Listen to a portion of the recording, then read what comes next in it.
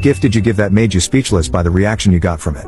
1. When our child was in a co-op preschool, one of her favorite teachers retired. So I made her a memory quilt using photos printed on fabric. At first, I was going to use photos from kids in the class with our child. But then other parents who had had that teacher that year asked if they could be included. I said of course. Then other parents who had had that teacher in previous years asked if they could be included. I said of course. Then parents of children who had graduated the co-op asked if they could be included. I said of course. I ended up with photos of 77 kids. What started out as a lap quilt ended up just barely fitting onto my 12 quilting frame. I collected the digital photos. I prepped the fabric for the photos and ironed it all onto freezer paper so I could print them. I printed all the photos. I cut everything for making those photos into square blocks set on point. I sewed all the blocks. Had to go through the tiny scraps to make enough fabric for a couple of the last blocks. Then sewed all the blocks together. I sewed the border. I made a title and legend square of who all the kids were for the back. I sandwiched it with the batting and the backing. I loaded it all onto the quilt frame. I quilted the entire thing. I squared the entire thing. I sewed the binding on.